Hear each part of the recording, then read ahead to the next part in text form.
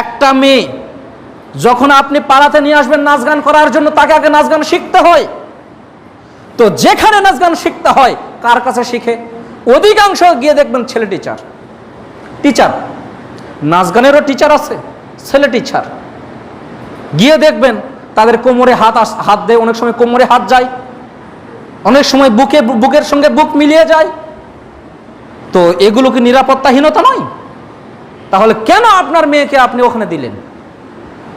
কেন আপনি একটা মেয়েকে ক্রয় করে টাকা পয়সা দিয়ে নিয়ে এসে আপনি কেন তাকে নাচালেন?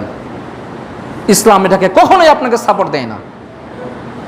রাসূলুল্লাহ সাল্লাল্লাহু আলাইহি ওয়াসাল্লাম বলছেন, ইবনে আব্বাস রাদিয়াল্লাহু তাআলা আনহু থেকে বর্ণিত, তিনি বলছেন, ইন্নাল্লাহা তাআলা হাররামাল খামরা ওয়াল মাইসিরা ওয়াল কুবা। নিশ্চয়ই আল্লাহ মদ, ওয়াল মাইসির এবং জুয়া, নেশাদার দ্রব্য সবগুলোকে, এবং নাচ গান বাদ্যযন্ত্র সবগুলোকে হারাম করেছেন। হারাম মানে কি? নিষিদ্ধ। এগুলো আপনি করতে পারবেন না। যত প্রকার নাচ গান বাদ্যযন্ত্র যত শ্রেণী আছে কোনোটা বৈধ নয়। ইসলামী গানের সঙ্গে লাগালেও বৈধ নয়, কোন হালাল গানের সঙ্গে লাগালেও বৈধ নয়। একটা গান হতে পারে সেটা কাজী নজরুলের গজল, হতে পারে সেটা কোনো ইসলামিক কবি গায়কের গজল। গজল যতই হোক, গজলের কথাগুলো যদি ভালো হয় অবশ্যই সেটাকে ইসলাম বৈধতা দেয়।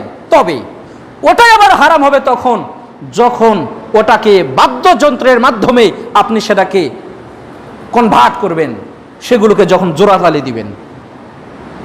অনেক ইসলামিক গান রয়েছে, অনেক ইসলামিক গজল রয়েছে যেগুলো ভালো, কিন্তু ওগুলোর সঙ্গে গান সেট করা রয়েছে, নিষিদ্ধ, হারাম।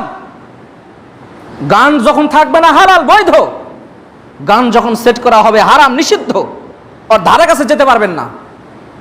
এমনকি আবু উমামা রাদিয়াল্লাহু তাআলা আনহু থেকে বর্ণিত, তিনি বলছেন, আল্লাহ নবী বলছেন, লা তাবিউল কায়নাত, তোমরা নায়িকা নর্তকী এদেরকে তোমরা ক্রয় বিক্রয় করতে পারবে না।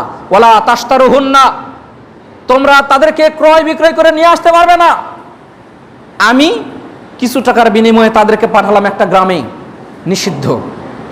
আবার গ্রামের লোকজন তাদেরকে ক্রয় করে নিয়ে যাবে, এটাও নিষিদ্ধ। ওয়ালা তুআল্লিমুহুন্না, আরে নাচ গান করা তো নিষিদ্ধ, তাদেরকে ছেলে মেয়েদেরকে নাচ গান শিক্ষা দেওয়া নিষিদ্ধ। ওয়া সামানুহুন্না হারাম, আপনার মেয়ে আপনার ছেলে যেই টাকা নাচ গান করে যেই টাকাটা পাবে, এই টাকাটাও হারাম বা নিষিদ্ধ। সামান মূল্য, সেটা টাকা বলেন, দিরহাম বলেন, দিনার বলেন, যেটাই বলেন না কেন, রিয়াল, সবগুলোই, সেটা আপনাকে ওই ভাষায় যেটাই বলেন সেটা হারাম, নিষিদ্ধ। ছেলেমেয়েকে নাচ গান আপনি শিখাইতে পারবেন না, গান শিখাইতে পারবেন না, নাচ শিখাইতে পারবেন না। আপনি এত বড় ভালো টিচার, এত বড় ভালো মনে করিয়েন না যে টিচার ভালো, আমার মেয়ের শরীরে হাত না দিয়ে তাকে শিক্ষা করাবে, তাকে নাচ গান শিক্ষা করাবে, আর তার অঙ্গে প্রত্যঙ্গে হাত দেবেন, এটা অসম্ভব একটা কথা। হয় তার টিচারের সঙ্গে মেলামেশা করবে বা সম্পর্কে করাবে, না হলে তার কোনো বন্ধু বান্ধবের সঙ্গে সম্পর্ক করাবে। আপনি পিতা, আপনি না হয় মনে করেন না কঠোর, আমি খুব কঠোর, মেয়েকে খুব চেক দেই, অসম্ভব। আপনার স্ত্রী যে দেখেন মোবাইল দিয়ে কথা বলায়, আপনি চেক করিয়েন। আপনি যখন বাড়িতে যান তার আগে ছেলের সঙ্গে কথা বলা শেষ। আপনি তো সারাদিন রাত 10টার পরে বাড়িতে যান, সারাদিন যা দেখেন আপনার স্ত্রীর সামনে কথা বলেন আপনার মেয়ে, তারপরে ঘটকের মাধ্যমে প্রস্তাব দিয়ে বিয়ে হয়ে যায়, কিন্তু বিয়ের আগে সব কাম শেষ। অথচ আপনারা এগুলোকে সভ্য সমাজ বলে দাবি করেন, এগুলো কখনো সভ্য সমাজ নয়। একটা মেয়ে একটা টিচারের কাছে গিয়ে গান শিখবে, নাচ শিখবে, আর তার শরীরে হাত দিবেন, এটার অসম্ভব কথা।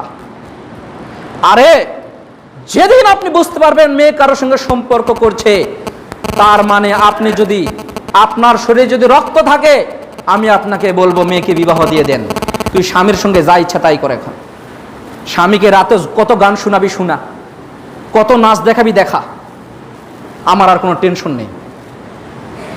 যতদিন আপনি বিবাহ না দিবেন, মেয়ে যদি কোনো অপকর্ম করে এর ভাগ, এর অন্যায়ের ভাগ আপনাকেও নিতে হবে। আপনার বাড়িতে একটা মেয়ে, আপনার পাশের বাড়ির একটা মেয়ে, সে নাচ গান করে, সে গান গায়, সে বিভিন্নভাবে কিছু করে, সেগুলোর মাধ্যমে টিকটক করে, রিলস ভিডিও বানায়, সেগুলোর মাধ্যমে টাকা ইনকাম করে। মাসে কত আপনার কল্পনা নেই।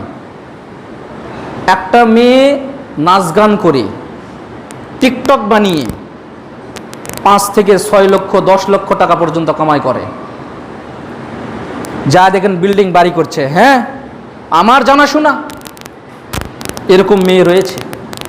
তার পাশের বাড়ির মেয়ে এখন তার বাপ মা বলে, দেখতো ও কত টাকা কামাই করে মাসে মাসে, তুমি এগুলো কিছু করতে পারো না?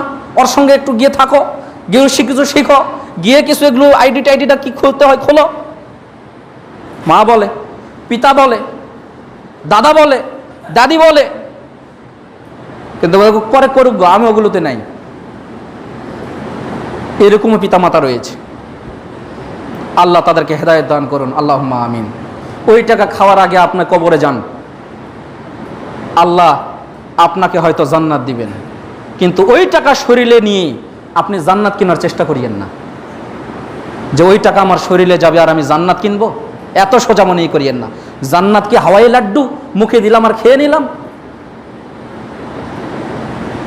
এত সহজ মনে করিয়েন না। জান্নাত পাওয়া অতীব সহজ, জান্নাত পাওয়া অতীব কঠিন। আপনি হিন্দু ছিলেন, আজকে ইসলাম গ্রহণ করেছেন, এক ওয়াক্ত নামাজও পড়েননি, জোহরের আগে মৃত্যুবরণ করেছেন, জান্নাত। সুবহানাল্লাহি ওয়া বিহামদিহি। এরকম সাহাবী রয়েছে, ইসলাম গ্রহণ করেছে, এক ওয়াক্ত নামাজও পড়েনি, যুদ্ধের ময়দানে গিয়েছে, শহীদ হয়েছে, জান্নাতে চলে গিয়েছে। এরকম হওয়ার চেষ্টা করেন। আল্লাহ সকলকে কবুল করুন, আল্লাহুম্মা আমিন।